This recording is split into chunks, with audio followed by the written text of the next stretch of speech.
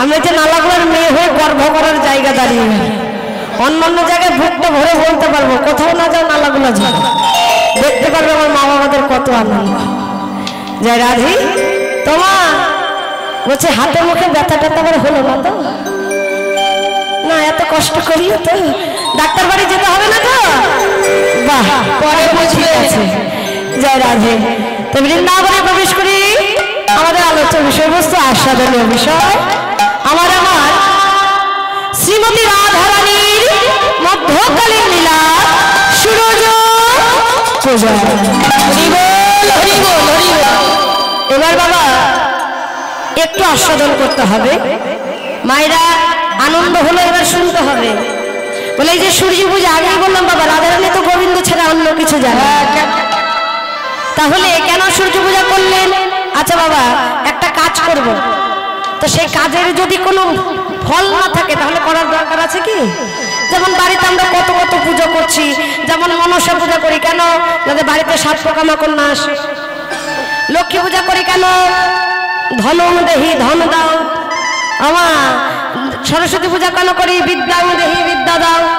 তাহলে যার যার পুজো করি কিছু তো ফলের আশায়। তাহলে বাবা এই যে সূর্য পূজা করবো এটার পেছনে কারণ কি? বাবা তা আপনারা প্রত্যেকেই জানেন, তথাপিও একটু করে বলতেই হবে। বলে সূর্য পূজার পেছনে কারণ কি? বাবা সূর্য পূজা করলে কি হয় ভালো করে শোনো মা। বলে সূর্য পূজা করলে কি হয়? অধনের ধন হয়, অপুত্রের পুত্র হয়, সংসারের মঙ্গল হয়, নিজ পতির পরমায়ু বৃদ্ধি হয়। এইবার প্রশ্ন আমায় করতে পারো আমার বাবারা, ও বাবা মা আমরাই তো যার যার স্বামী, আমরাই তো বাবা, তাহলে আমাদের করার কি দরকার পূজা? এবার অনেকে আছে এখানে বিয়ে হয়নি, অনেকে আছে যাদের স্বামী নেই, তারাও বলতে পারো ও মা তাহলে আমরা কেন করব সূর্য পূজা?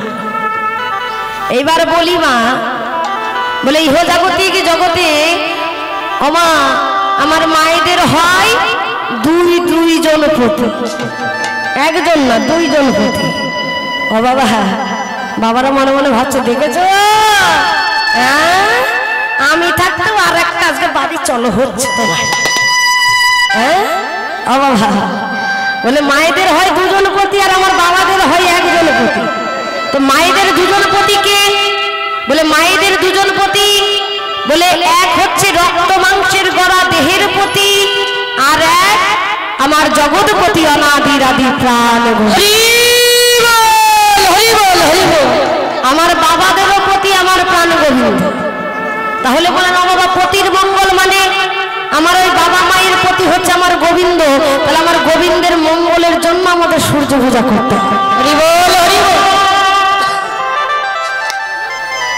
কারণ কি দেখো মা, ইহ জাগতিক জগতের যে রক্ত মাংসের গড়া স্বামী, আস্তে কথা বলো না এদিকে, বলেন জাগতিক জগতের যে রক্ত মাংসের গড়া স্বামী বাবা সেটা হচ্ছে দুদিনের স্বামী।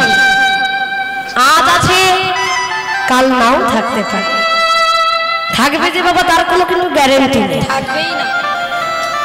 কিন্তু মহাজন বলে ইহ জাগতিক জগতে যদি আমার গোবিন্দকে কেউ প্রতিরূপে ভালোবাসে, সবাই যদি নিজের স্বামী রূপে ভালোবাসে, তাহলে কি হয় ইহ জাগতিক জগতের সবাই যদিও ভুলে যায়, আমার গোবিন্দ কিন্তু কোনোদিন তাকে ভুলে যায়।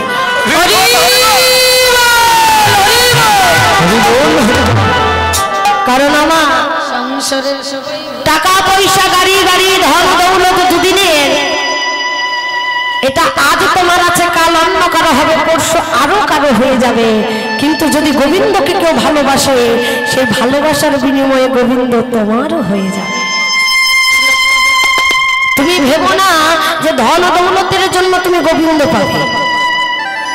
চৈতন্য চরিতামৃতে প্রথম অধ্যায়ের আদি লীলার চতুর্থ পরিচ্ছেদের 17 নম্বর শ্লোকে ভগবান বললেন কি? বললেন ঐশ্বর্য জ্ঞানে জগৎ মিশ্রিত, ঐশ্বর্য শিথিল প্রেম না হয় মোর প্রীত। আমার ঈশ্বর ভাবে নিজের ভাবে হীন, তার প্রেমে আমি হই না হই স্বাধীন। ও বাবা, বলে ঐশ্বর্য জ্ঞানে জগৎ মিশ্রিত। আমার কথাটা ভালো করে শোনো, ঐশ্বর্য মানে কি? যাকে বলা হয় ধন দৌলত টাকা পয়সা, তাই না? বলে ঐশ্বর্য এই জগৎ মিশ্রিত, বলে কিন্তু কোন ঐশ্বর্যের কথা বলা হলো? এই কথা বলবে না, এদিকে আসতে। ও বাবা, ঐশ্বর্য বলে যেমন জাগতিক জগৎ একটা দৃষ্টান্ত। আমরা যখন ভালোবাসা করি, কলিযুগের ছেলে মেয়েরা যখন ভালোবাসা করে, দেখবেন তো তারা কি দেখে ভালোবাসে? যারা চালাক, যারা চতুর, তারা কি দেখে? তারা দেখে যদি কোনো মেয়ে চালাক হয়, তারা কি দেখে বাবা? ওই ছেলের একটা বিল্ডিং বাড়ি আছে কিনা, একটা বাইক তো থাকতেই হবে। বাইক চালাকে রাস্তাঘাটে চলা যায়, হ্যাঁ মামা টাকা পয়সা আছে কিনা, ভালো কিছু আছে কিনা। মানে যারা চালাক তারা কিন্তু এটা দেখে, দেখে না? কিন্তু যারা বোকা তারা তার সেটা দেখে না, তারা তো ভালোবাসায় ডোবে। তাহলে চিন্তা করুন, আমরা কলির জীবের সন্তান যারা চালাক, তারা দেখে শুনে প্রেম করে, দেখে শুনে ভালোবাসা করে, তার আছে কিনা।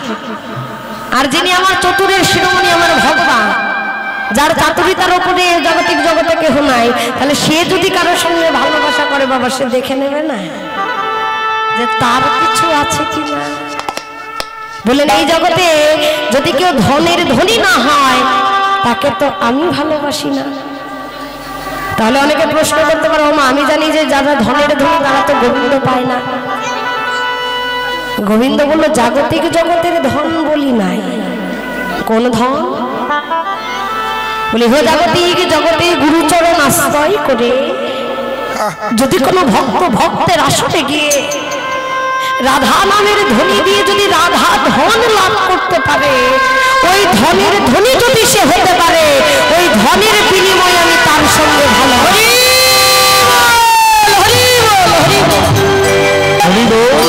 বলে যে ধনের ধনী আমি তার সঙ্গে ভালোবাসা করি। ও মা, যে কৃষ্ণ ধনের ধনী তাকে আসতে হয় না আমার মন্দিরে। সে যদি ঘরেও বসে থাকে না, আমি নিজে ছুটে গিয়ে প্রশ্ন করি, ওগো তুমি আমার সঙ্গে একটু ভালোবাসা করবে? তোমায় করতে হবে না, তোমায় যেতে হবে না আমার কাছে। গোবিন্দ গিয়ে বলবে তুমি আমার সঙ্গে একটু ভালোবাসা করো না, আমি যে তোমার ভালোবাসায় আবদ্ধ। বলে যদি এই জগতে এই ধনের ধনী হচ্ছে কে জানো না? ওই আমার একমাত্র শ্রীমতী রাধারানী। আজ সেই ধনের ধনী হয়ে যাই না বাদিনী ঘরে বসে আছে বাবা, বন থেকে সুন্দর করে চম্পক ফুল এনেছে। আমরা যখন কোনো ফুল চয়ন করি, ফুলটা ধৌত করি না গোবিন্দকে দেওয়ার আগে? রাধারানীও ধৌত করলেন বাবা, কিন্তু জাগতিক জগতের জল দিয়ে নয়। এই যে তার নয়নে দুটো গঙ্গা যমুনা জল, একটা করে পুষ্প নেয়, দুটো নয়নে জলে দিয়ে ধৌত করে, সুন্দর করে বিনা সুতায় মালা গাঁথে। যেই না রাধারানী মালা গাঁথা হয়েছে, মালাটাকে হাতে নিয়ে বলছে, মালা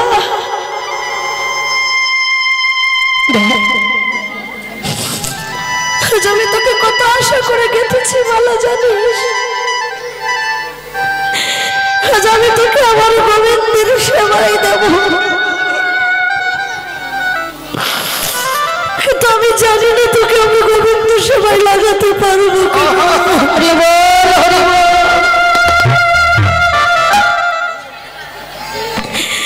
আমি যে আজ আমার গোবিন্দ যে ঘরে আমায় বসতি দিয়েছে, সেই ঘরে আমার গোবিন্দকে কেউ ভালোবাসে না। আমি আমার গোবিন্দ ভালোবাসি বলে তারা আমায় কত আঘাত করে।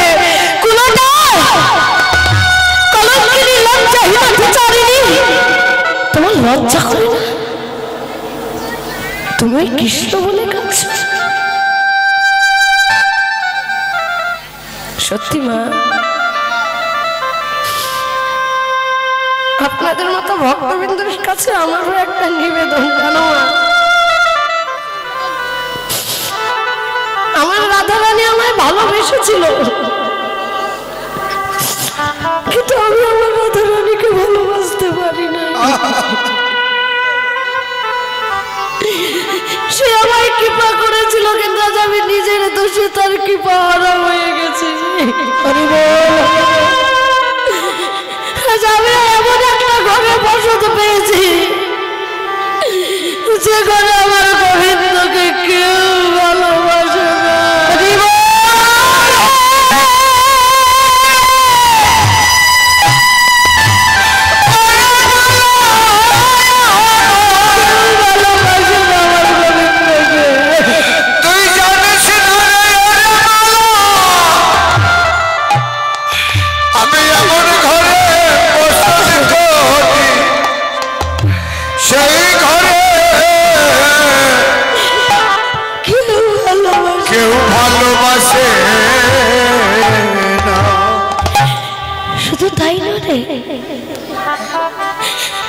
আমি যখন কৃষ্ণ বলে কাঁদি, তোর কি মনে হয় ওই যে আমার শাশুড়ি ননদি শুধু আমার বাদিমালা?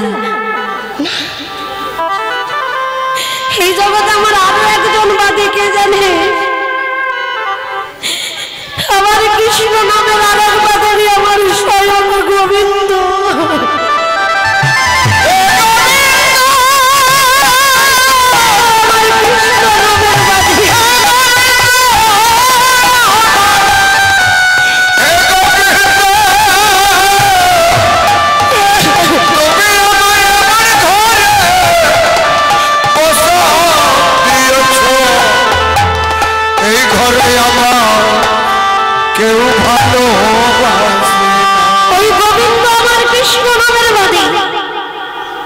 যখন আমার শাশুড়ি ননদে আমায় আঘাত দেয়, আমার গোবিন্দ জানিস বেছে বেছে ঠিক সেই সময় আমার নাম করে বংশীর ধ্বনি করে।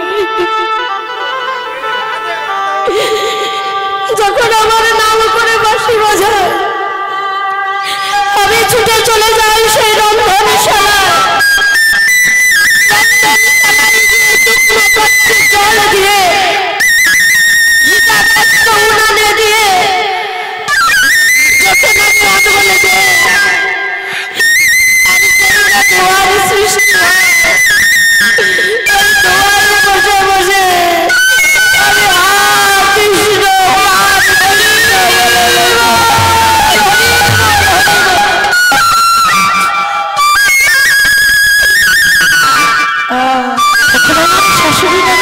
কি বলে জানিস? কৃষ্ণ কলঙ্কিনী, তোমার লজ্জা করে না?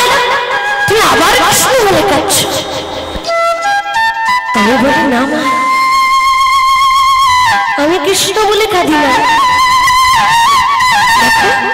দেখো না কত ধোঁয়ার সৃষ্টি হয়েছে, ওই ধোঁয়ার জন্য আমার নয়নে যায়। জানিস মালা, এখন আমার সাথে যদি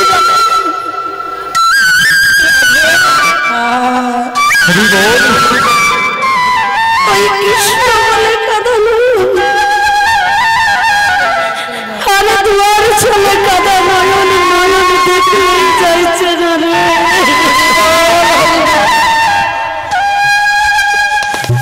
বাবা, এই আসরে দাঁড়িয়ে আমি একটা কথা তোমাদের বলে দিতে পারি মা, এই যে আমরা কলিযুগের মায়েরা, আমরা সব হতে পারি, সব। দুর্গা হতে পারি, চণ্ডী হতে পারি, মনসা হতে পারি, কালী হতে পারি, লক্ষ্মী সরস্বতী হতে পারি, কিন্তু ভালো করে জেনে নাও মা, এই জগতে কোনো মা কোনোদিন আমার রাধারানী হতে পারে। কেন জানো? কারণ আমরা তো মায়েরা চাইতে জানি, আমাদের কামনা বাসনা আছে, চাওয়া পাওয়া আছে, কিন্তু আমার রাধারানী কোনোদিন চাইতে জানে না।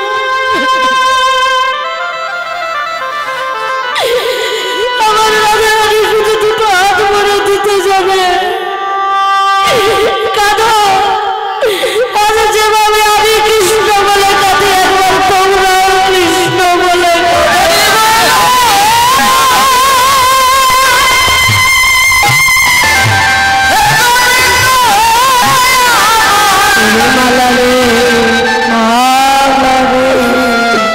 আজ আমার গোবিন্দ আমায় এমন একটা ঘরে বসতে দিল,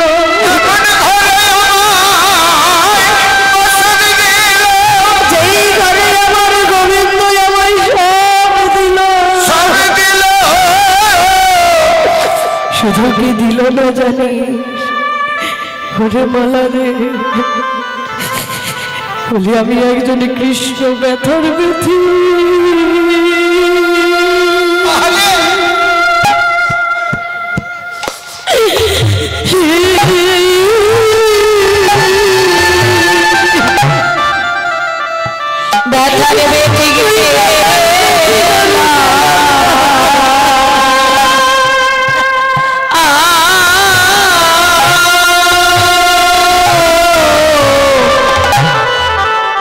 আমি দিলাম না গো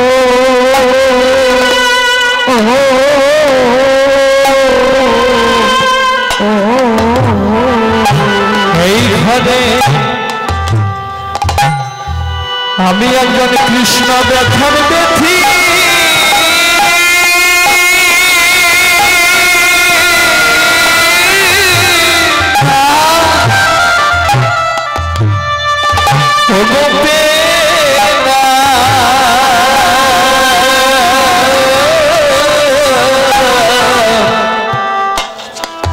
আমি যে পেলাম না রে,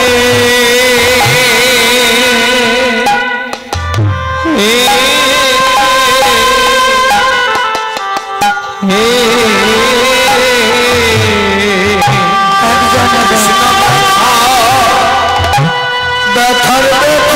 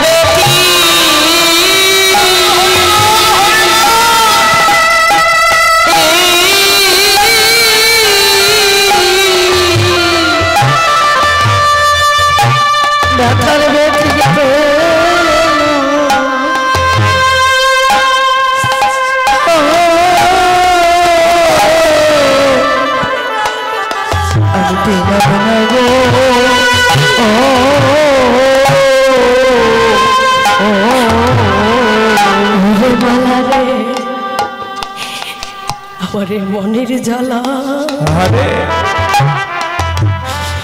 এই জগতে কেউ বোঝে না, আমার মনে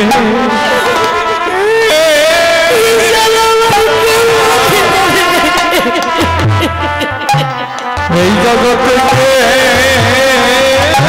বলছে আমার মনে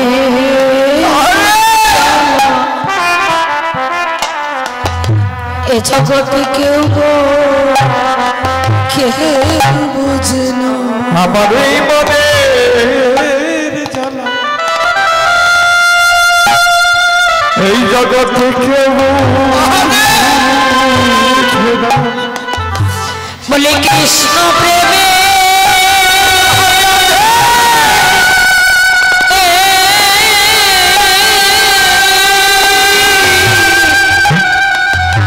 কৃষ্ণ ভালোবাসার কি যে চলো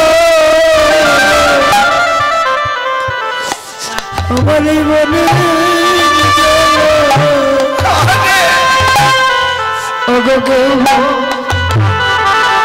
কেউ বোঝে না। কৃষ্ণ ভালো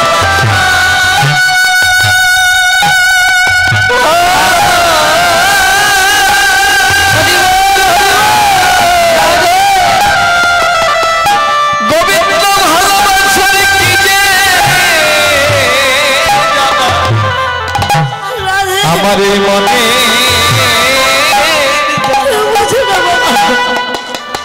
মালারে কেউ বলি আমি কাঁদে বলবো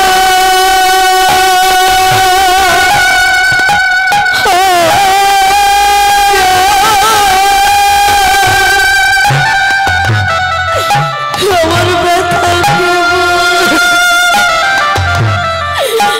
কে বুঝবে আমার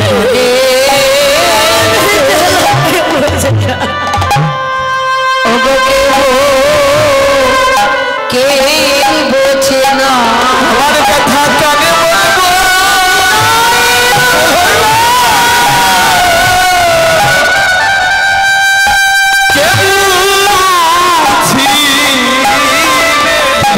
মালাই আমার জ্বালা জ্বালাই অঙ্গ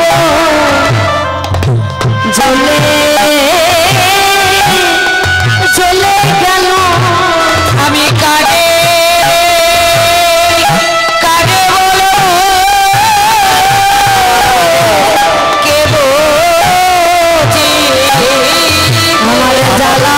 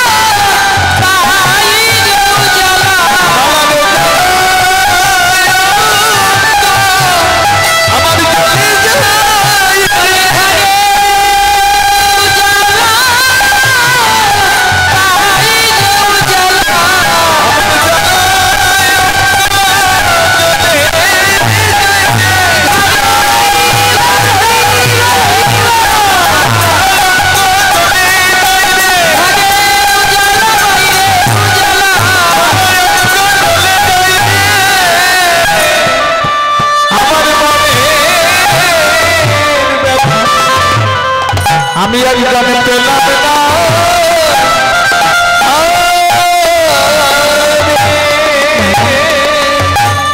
আমি একজন কৃষ্ণ ব্যথার ব্যথিক পেলাম না যেই না রাধারানী কাছে তুলসী এসে ডাকছে রাধে জয় রাধে রাধে যেই না তুলসী ডেকেছে রাধারানী তুলসীর সঙ্গে করে কিবা রাধিকার রূপসী লইয়া তুলসী কহই মধুর